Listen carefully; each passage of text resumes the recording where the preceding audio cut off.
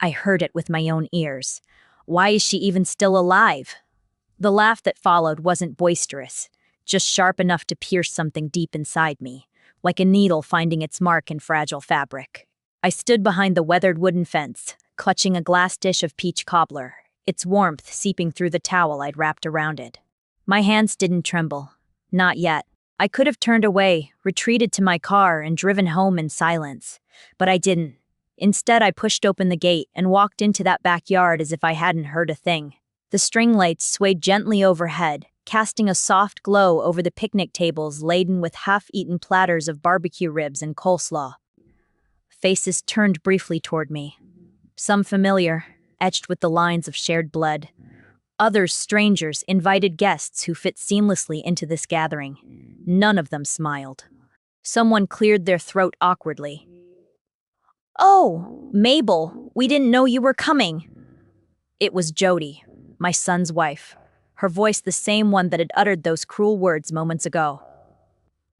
She stood there, a plastic cup in hand, her sundress fluttering in the evening breeze.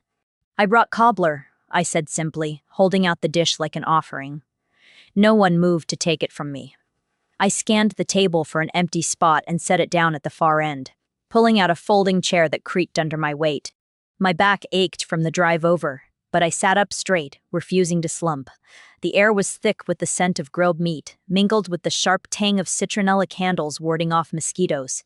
From a nearby speaker, music blared, something upbeat and frantic, the kind that appealed to the young but grated on anyone over 40. Laughter erupted around me as people ate, drank, and shared stories. I watched it all unfold like a spectator at a play I hadn't been invited to. Carl, my only son, stood at the head of the table later that evening, raising his beer in a toast.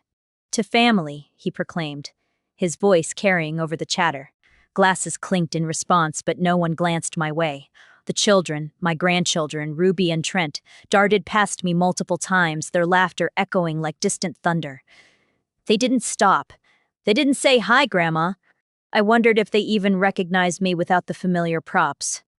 The apron dusted with flour, the grocery bags bulging with treats. I used to slip them gummy worms in Ziploc bags, hidden surprises that made their eyes light up.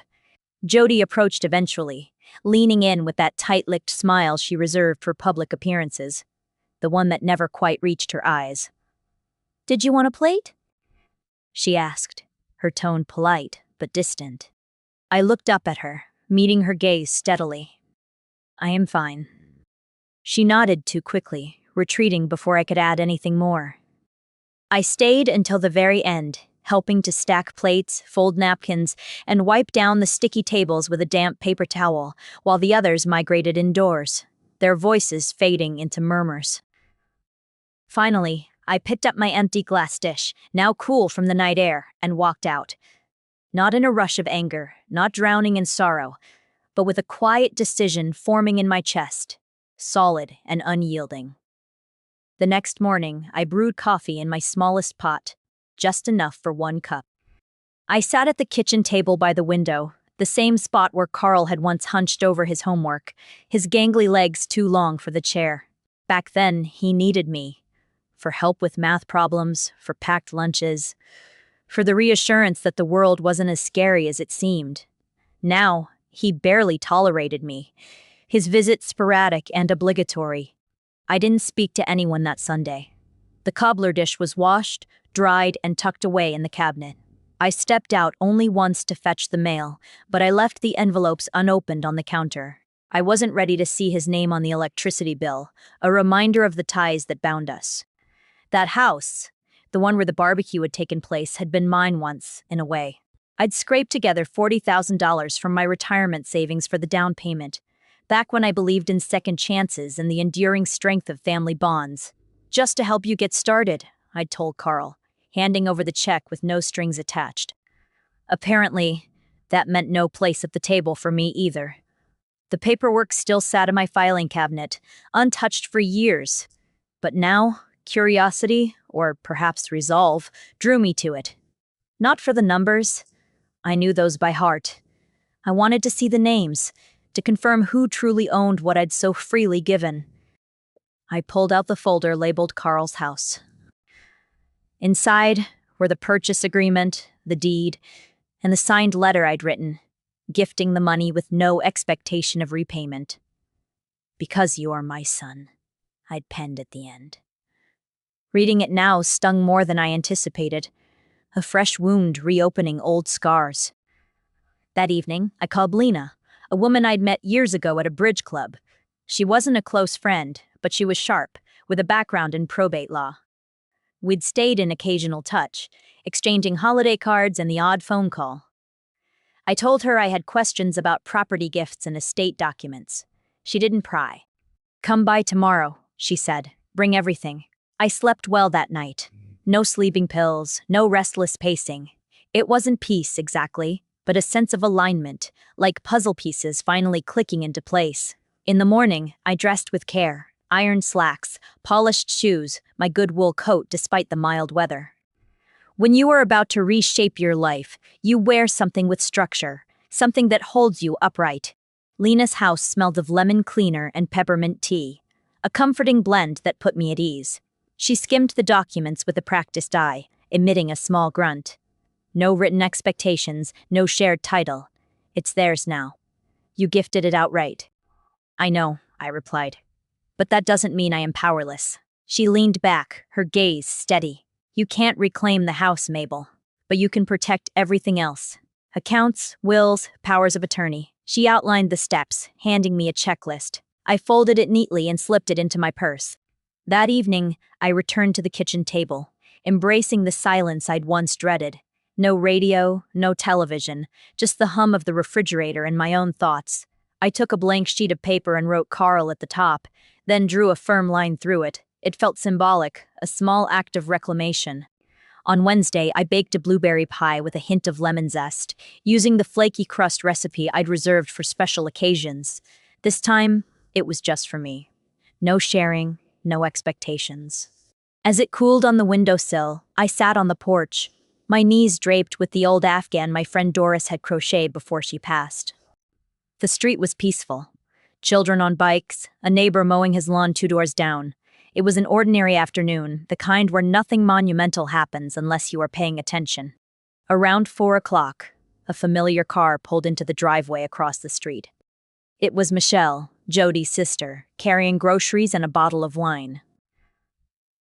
She knocked once and entered without waiting, comfortable in her belonging. I hadn't been invited to Carl's house in nearly 4 months, not since Ruby's birthday party. Even then, they'd seated me near the trash bin. "So you won't be too close to the music, Mom," Carl had said, framing it as consideration. Ruby hadn't opened my gift, a hand-stitched picture book with a heartfelt note inside, until after I'd left.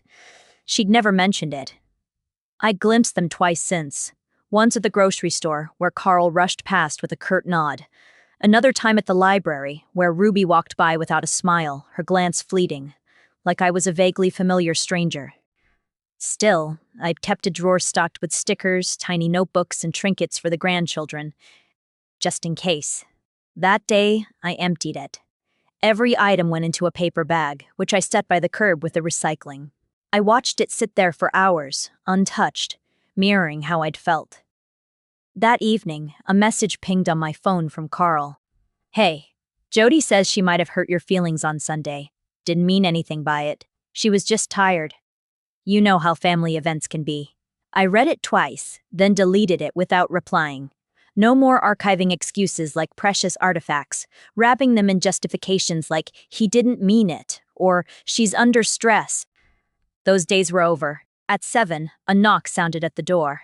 For a split second, hope flickered. But it was Kay from next door, holding a container of lentil soup and asking if I'd seen her cat. I hadn't, but I invited her in. We sat at the kitchen table, splitting the pie. She didn't probe about Carl or my heavier-than-usual eyes. Instead, she raved about the pie, saying it made her knees hum with delight. We laughed, a genuine sound that lifted something inside me. After she left, I picked up a photo from the hallway shelf. Me and Carl in 1987. He was 8, missing a front tooth, grinning like I was his entire world. I whispered to that boy, "I miss you. Not the man you've become, but the boy you were." I turned the frame face down. Then I opened my desk drawer and pulled out the envelope labeled legal. Inside were my will, medical directives, and the durable power of attorney Carl had signed 3 years ago after my fall. He'd never followed up, never inquired. I held the document, contemplating. Tomorrow, I'd return to Lena. But that night, I sat in the dark, bidding farewell to a family that existed only in memory. Lena's office the next morning was a haven of quiet, the kind that enveloped you like a warm scarf. Her desk was organized with stacked files, a mug proclaiming "I read contracts for fun," and an untouched jar of peppermints. "I want to start with the power of attorney," I said, placing it before her. "Revoke it today." She peered over her glasses. "Are you sure, Mabel? That's a significant change." "I am sure." She nodded, no questions asked, and prepared the forms. My heart remained steady. This wasn't revenge, it was restoration. "I also want to adjust the will. Remove Carl as executor and beneficiary entirely." That paused her. "Cut him out completely?" I nodded. "He has a house, a job, a family. He doesn't need what I've saved. He's made his values clear." She didn't debate, opening a template and typing. "Who should replace him?" "I am not sure yet. Perhaps a professional. Someone who sees me as more than a loose end." She noted it. "And the house?" "Sell it upon my passing. Proceeds to a cause that matters." I pulled out a worn brochure for the women's shelter on Greenway Avenue, where I'd stayed briefly before Carl was born, escaping a life that had turned toxic. Lena clicked through screens without comment. "You are very clear about this. I've been unclear for too long." I signed the documents with deliberate strokes. She notarized them, handing me copies. As I left, she said, "If you change your mind, call." I won't. Outside, the air felt crisper, the sun indifferent. Some days you carry your own weather. At home, the answering machine blinked. Carl's voice. "Hey, Mom. Got your voicemail about legal stuff. Not sure what's going on. Jody said you were acting weird last weekend. Call me." I deleted it and blocked his number. The next morning, I called a locksmith. The young man was efficient, replacing the front and back door locks. I made 4 copies of the new keys, one for my purse, one for the fireproof box, one for Kay, one for my safety deposit box. That night, sleep came easily. No dreams, just deep rest. Saturday brought a soft rain, the kind that seeps into everything. I donned boots and tended the garden, clipping back the marigolds that leaned wearily. The shears felt empowering, each snip a reclaiming of control. At noon, I drove to First Mutual Credit Union. The branch was quiet, with the hum of printers and muffled conversations. I requested a manager. Trina, brisk yet kind, led me to her office. "I'd like to review authorized users on my accounts." She pulled up the screen. "You have one cosigner and authorized cardholder, Carl J. Hemsworth. Your son? Used to be. Would you like to remove him?" "I'd like to erase him." Her fingers hovered. "Completely?" "Yes." "Remove access, cancel the card, reissue everything in my name only. New security questions, online login, and lock the account to in-person visits." She typed efficiently. While she worked, I gazed at the pothos plant on her desk, its heart-shaped leaves trailing gracefully. I'd had one like it in Carl's nursery. He'd once tried to eat the dirt, making me laugh until tears came. Trina printed the changes. "If you want alerts or a trust, we can assist." "Not yet. I am still building the next version of my life." She smiled knowingly. Leaving the bank, I felt cleansed, not triumphant. At home, I opened the hall closet, pulling out the fireproof box. Inside, the house deed, birth certificates, insurance policies. I removed Carl's birth certificate, placing it in a folder labeled History, stored separately. That night, I opened my old address book, crossing out Carl, Jody, Ruby, and Trent under C. Under L, I added Lena Moore, attorney, trusts and estates. I slept with windows open. Rain drumming softly on the roof. No nightmares, just certainty. Sunday, Kay brought banana muffins. We chatted about her stray cat, naming it Vernon whimsically. She stayed until lunch. Afterward, I read the Sunday paper, underlining an ad for a small apartment in a quiet complex, 2 rooms, ground floor, washer dryer. I clipped it and magneted it to the fridge, not for immediate action, but for soon. I wasn't fleeing, I was preparing. The next time someone wondered why I was still alive, I'd answer, to reclaim what I'd given too freely. Monday, I called Charles Lindell, the real estate attorney Lena recommended. His voice was steady, trustworthy. I scheduled a Thursday appointment for title changes and transfers. In the meantime, I gathered documents: deed, tax records, repair invoices. New roof, plumbing, furnace I'd funded despite Carl's dismissals. Each receipt told a story they preferred to ignore. I made copies, labeled folders. The dining table resembled a strategy room for a woman they'd underestimated. That night, the phone rang. A blocked number. I let it go to voicemail. Jody's voice. "Mabel, we don't understand what's going on. Carl's been trying to call. Ruby's asking about you. We're worried. Call back." I turned off the machine. The lie hung like stale perfume. Ruby hadn't mentioned me in weeks. My birthday had passed with only a generic Facebook post from Jody. They'd been unsettled, not worried. There is a difference. Thursday, I wore my natal cardigan with mother-of-pearl buttons, arriving early at Charles's office. He was thoughtful, listening intently. "I want the house in a trust, no family access, now or later. A revocable living trust," he confirmed. "You'll be trustee and beneficiary. Upon passing, it sells proceeds to your chosen cause. The Greenway Women's Shelter, in full." "No family inheritance?" he asked mildly. "Number." I also requested removing Carl from all beneficiary lists. We spent 2 hours reviewing, signing. He handed me a binder. "Your trust packet. Keep it safe." On the way home, I stopped at the bakery, buying a lemon tart and eating it in the car, sunlight warming my knees. At home, I reread the documents. My name, my terms, no weaknesses. For the first time in years, I wasn't waiting to be chosen. I'd chosen myself. As dusk fell, Carl's car pulled in. He approached slowly. I didn't open the door. He knocked. "Mom, please. I don't know what's happening." "You changed the locks, blocked my number. Just talk." I sat on the couch, silent. "You changed everything," he said, voice uncertain.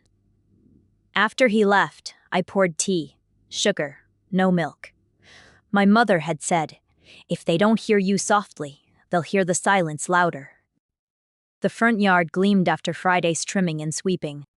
I replaced the porch light bulb, not for visitors, but for my eventual departure. The house deserved care. It wasn't at fault.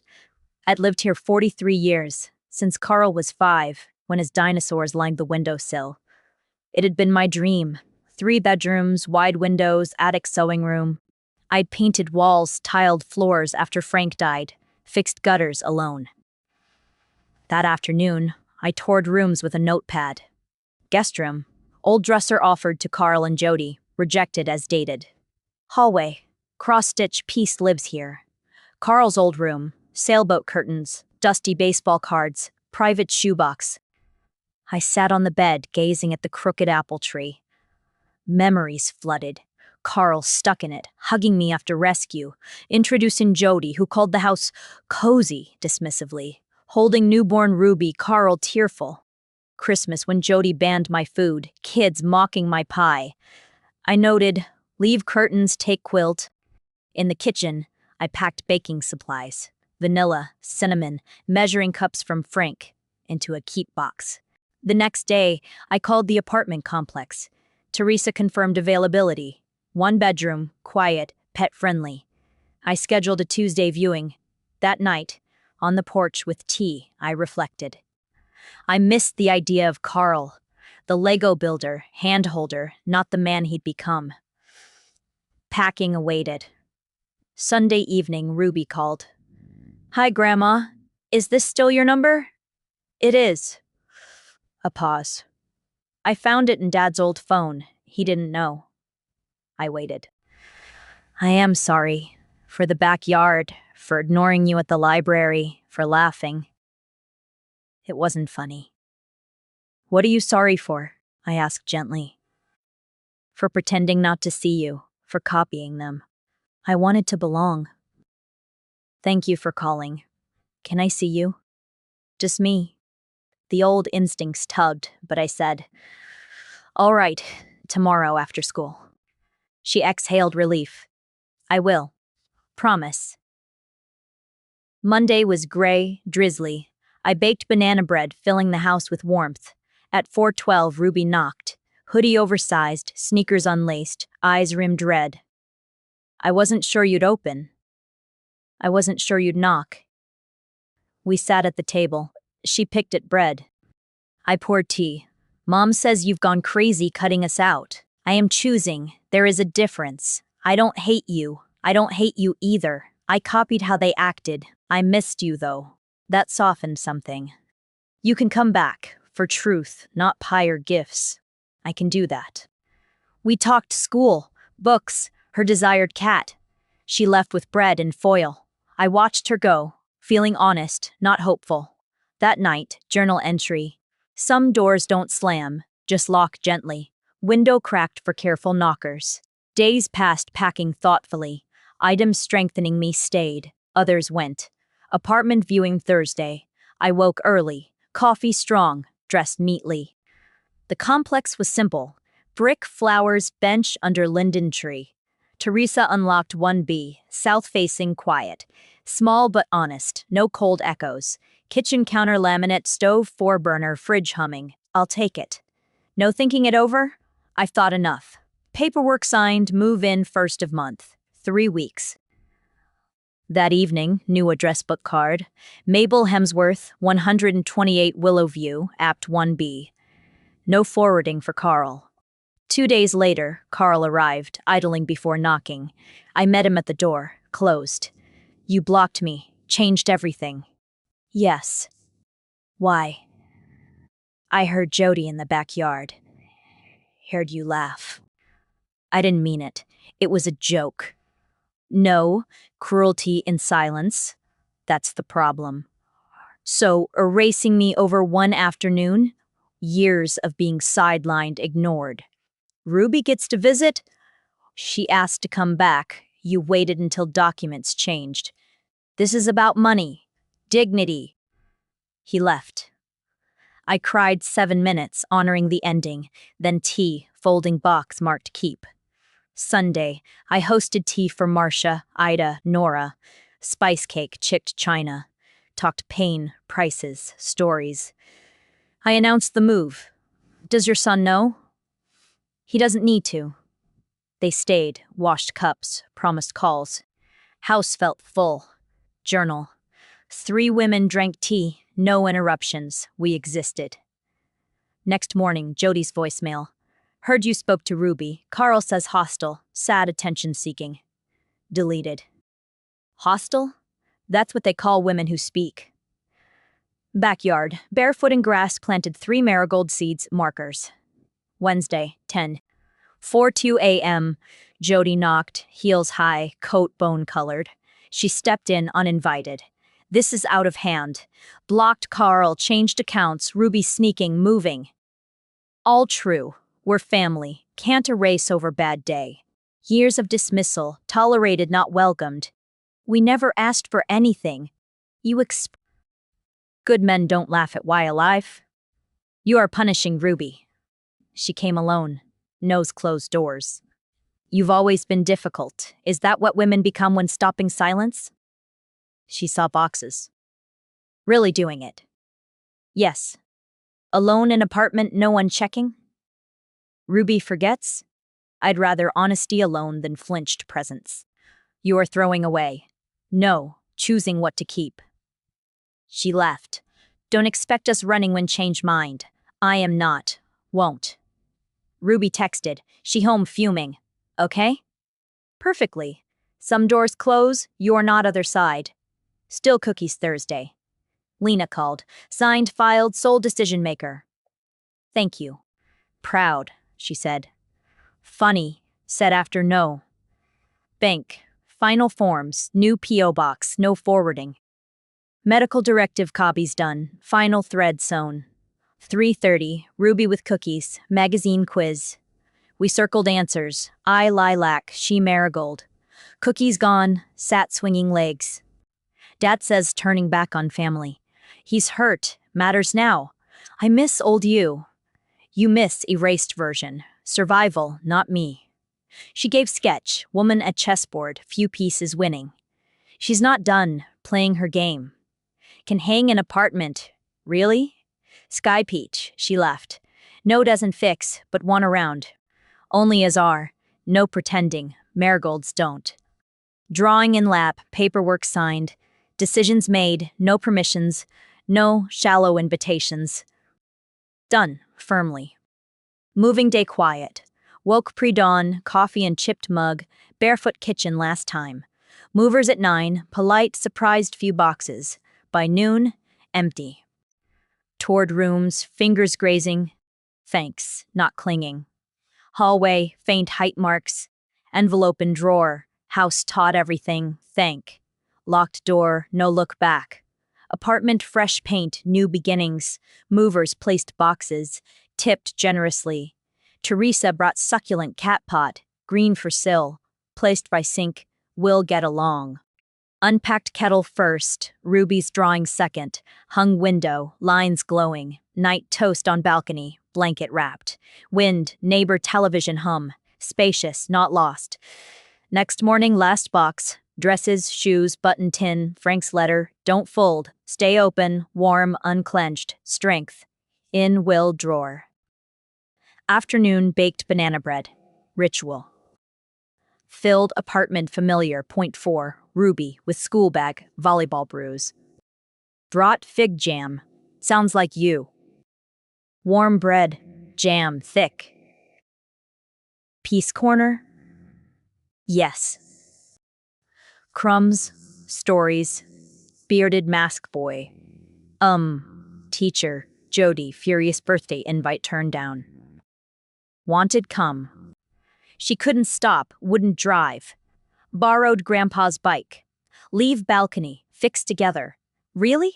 Left sun lowering. Didn't miss house, silences, smiles. Saw self, no permission. Week later, house sold above asking. Older couple, quiet, history. Didn't go back, Charles handled. Called, done. Apartment mine every inch. Donated proceeds now. Walked check to shelter. For women leaving without shoes. Director cried. I didn't. Intention, not grief. Night, soup, leaks in butter. Jazz radio, no ads. 8 robe, stove standing. No settings, explanations. 8:30, buzzer. Ruby with shoebox. Stuff not ready home. Notebook, charger, necklace, zoo photo, chocolate face. Don't want live there older. Won't have to, choose. People change, better, stop pretending, still angry, finished. Stayed till 10, hugged tight. Next morning, corner store milk, banana bread lady by kid talks, smiled, newspaper, balcony read. Carl's handwriting. Don't know fix, want? Said, unsayable let happen, should stop, scared late learn, Ruby different, braver from you, sorry, hope let try. Folded, drawer, not forgiveness, refusal, rest. Journal. Not angry, afraid, not waiting windows, porches, not forgotten guest, building own table. 73rd birthday. No alarm, pancakes honey pear. Frank photo, got here. Noon, ruby tulips. Not cake person, flowers grown-ups. Card, painted porch chairs, teacup, keeping seat. Tea toast, talked exams, shelter job, support group, use name. If true. Different. Doesn't flinch. Book 3 chapters, down, not proof finish. Mailed elder women fund donation. Planted basil, wilted, perked, decided live. Carl text. Happy birthday, no card, earn, still here. No response, apologies land quietly. Evening, Marcia, Ida. Nora, cold, crossword, anchor. Tea, laughed, knees, politics, birdwatching. Left, doorway, listened. Right noise. Journal last. Asked why alive. Answer, remember name, set table, door open wide enough, clean hands knock.